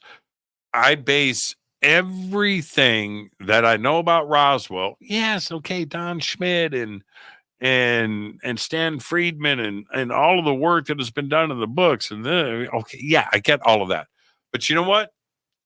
Just the Army's press release is all you need to know about Roswell. That right there. Right? So does Hal know something beyond that? Does Kit Green know something beyond that? I would say my guess is no. Yeah, is no. Is no. Why? Because we know Hal's name. All right. All right. So, and I'll leave that at that. It's a great question, and oh my God, The Arrival with Charlie Sheen. No, not The Arrival with Charlie Sheen. Which I watched that like 2 months ago. I forgot about that movie, and I gotta say, it's not that bad. The Charlie Sheen Arrival is not that bad. It's called The Arrival. The movie I'm talking about is called Arrival with Amy Adams. Amy Adams. All right. What else can I squeeze in here?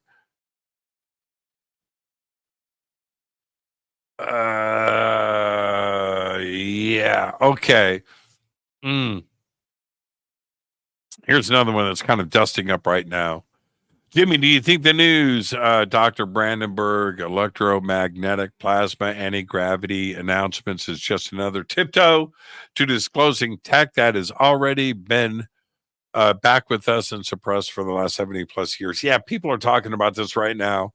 And I would say that the interest into anti-gravity, like serious corporate and military interest in this, does go back to the 1940s for sure. And that I think that all of the companies, General Electric and Boeing, and of course Northrop and McDonnell Douglas, and it's on and on and on and on, Raytheon,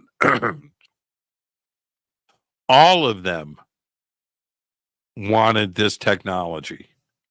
Wings, airfoils, it's archaic stuff. No different than the Wright brothers. None. Jet engines, okay, still the Wright brothers. Still the same idea. Helicopters, the Bell helicopter. Same idea. Same principles going on. So to get away from that to something else, yeah.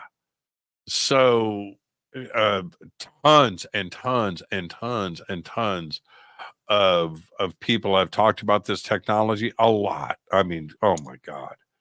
Geez. If I could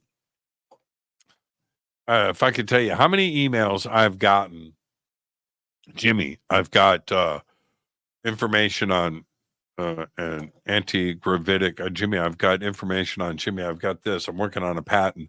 I've solved the issue. And so it just goes on and on and on and on and on. But right now, this is out in front, and we shall see. And the arguments are there. I get it. Will you please post whale pics? I will. I will. What's your thought on Asia? You wouldn't answer my question about the gem. I thought it was Asia. What? I don't understand. I thought it was AJ asked Jimmy anything. Oh, the gem. Oh, I don't know. I got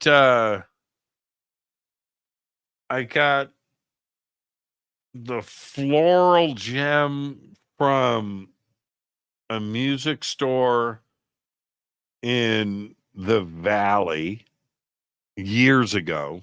That's where that came from. And this one, I mean, I've had that guitar. I've had them both for a long time. I don't know where I got it. I cannot remember. I do know. No, I can't remember. I can't even remember the name. They're both from stores. I can't remember the name of either store. Both mom and pop. No, man, I think I got that one at a pawn shop. And this one I got at a music store, I want to say in Santa Clarita. Granada Hills. Yeah. Yeah, I don't remember. I'm I've had them for a while, and they're both modified. They're both heavily modified. So yeah. I mean, if do we decide on Lou to be trusted or not? No, I said no. Don't trust Lou. No, government agent.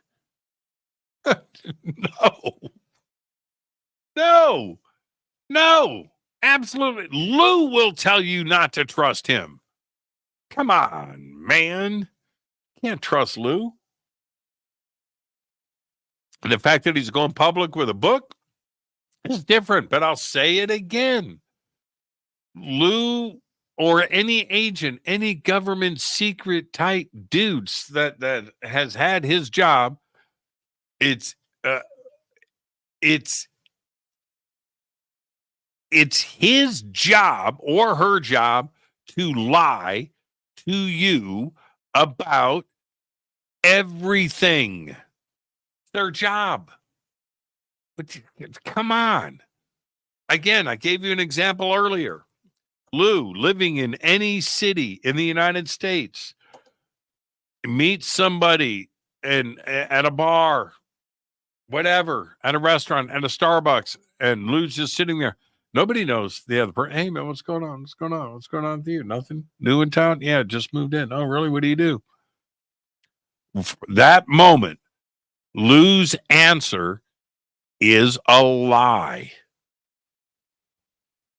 Everything out at that's their job.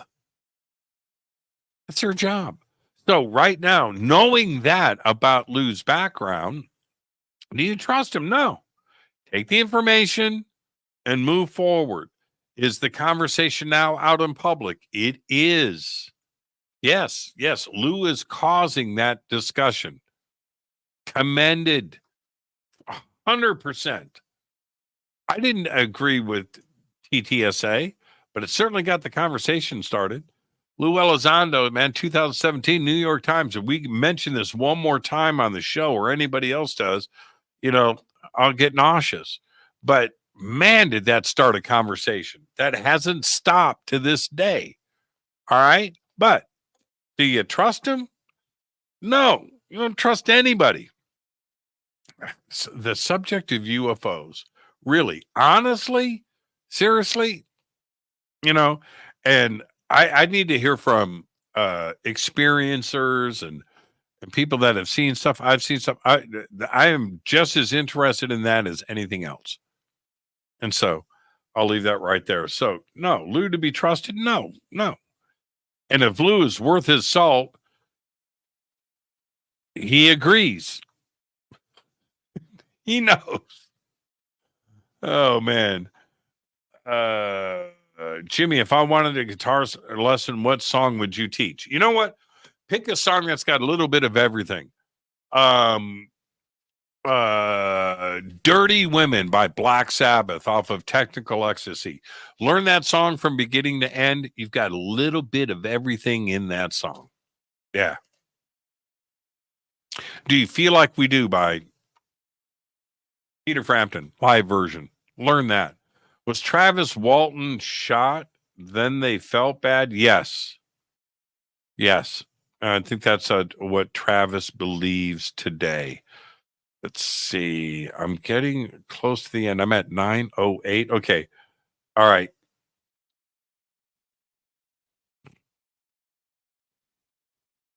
Jimmy has a kind of Turing test. Do you believe an AI robot will, in your lifetime, be able to play guitar and fool you? I think they do that now. Yeah. I mean, you can tell some of it's kind of, a little wanky, little wacky, but it's some of it's getting pretty convincing.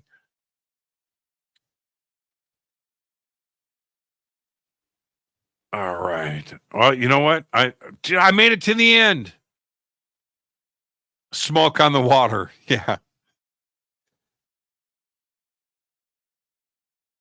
Technical ecstasy and never say die. Who posted this? Those two, technical ecstasy and never say die, two of the most underrated, I mean like criminally underrated. Technical ecstasy, man, and sabotage too as well. Not brought up in the conversation. Never say die. Oh man, what a great album. Technical ecstasy, sabotage, like back to back to back. Yeah. There you go. Jimmy, one paranormal music industry story. No. And we are 20 minutes into overtime. What a great show. Thank you, everybody. Have a great night. Again, I think we're just sitting here waiting for the smoke to clear. I think the debate will continue. And after I read the book, I'm going to have Richard Dolan on the show Wednesday night. We will definitely be talking about the subject. I'm going to get into his head and see where he stands on everything. And I think that'll be something very interesting for all of you to listen to and to watch. So Wednesday night, Richard Dolan is here. Until then, until tomorrow night, right here, live in the studio, Amy Christine, psychic medium, live in the studio. I'm going to be here. She's going to be right here next to me, live in the studio tomorrow night. Until then, all I've got is go Backley Tappy. Fade to Black is produced by Hilton J. Palm, Renee Newman, and Michelle Freed. Special thanks to Bill, John, Dex, Jessica, Dennis, and Kevin. Webmaster is Drew the Geek. Music by Doug Aldrich. Intro, Space Boy. Fade to Black is produced by KJCR for the Game Changer Network.